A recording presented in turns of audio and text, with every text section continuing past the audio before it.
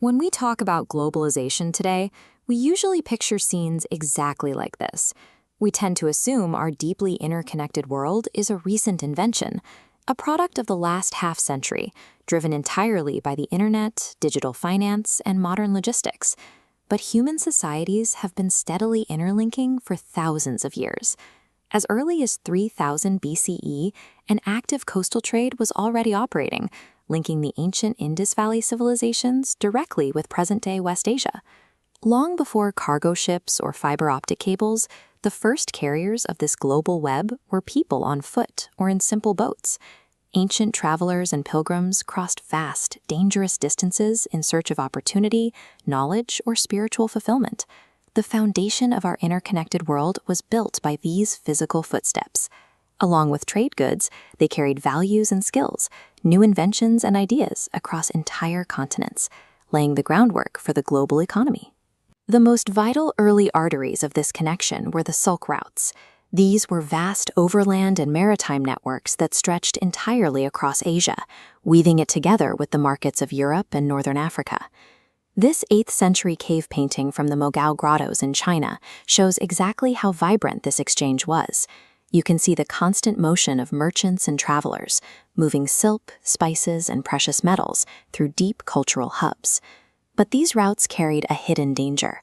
The exact same paths that allowed merchants to trade valuable commodities also acted as a highly efficient conduit for deadly, disease-carrying germs to travel between populations that had no natural immunity.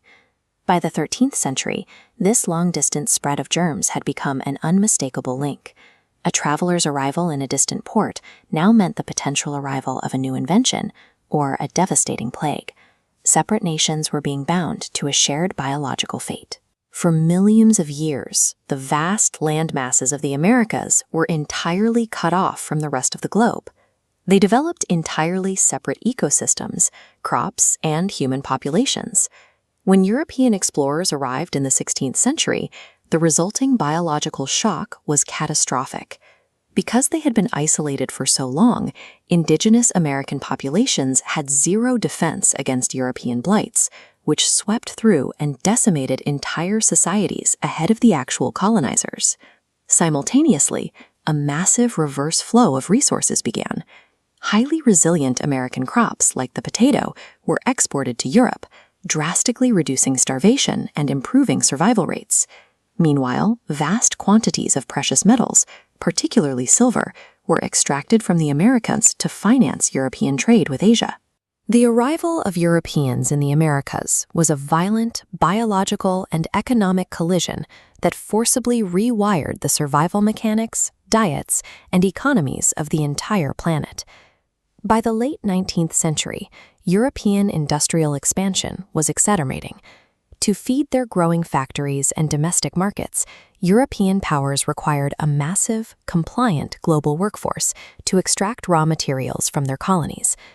In Africa, societies had historically sustained themselves on abundant land and livestock, rarely needing to work for a wage.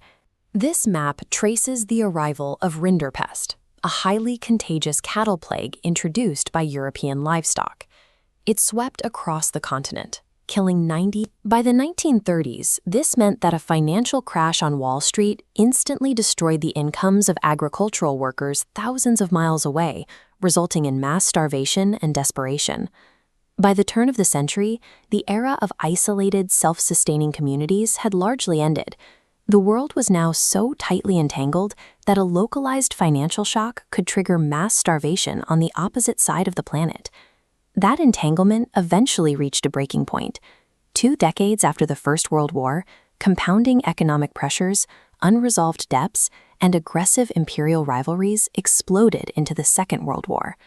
This photograph of the shattered ruins of Stalingrad captures the absolute physical annihilation of the era. The conflict waged for 6 years across land, sea, and air on multiple continents, claiming at least 60 million human lives. Standing in the rubble of the global economy, politicians and economists realized that allowing international trade and finance to operate without strict, coordinated regulation resulted in unacceptable volatility. The sheer scale of destruction proved that humanity could no longer survive its own interconnectedness unless it built a managed, intentional system to enforce global stability. To rebuild, the major powers convened and established the Bretton Woods Agreement.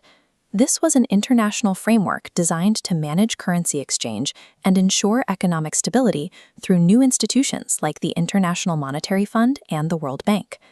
As this financial architecture was being built, a massive wave of decolonization swept across Asia and Africa.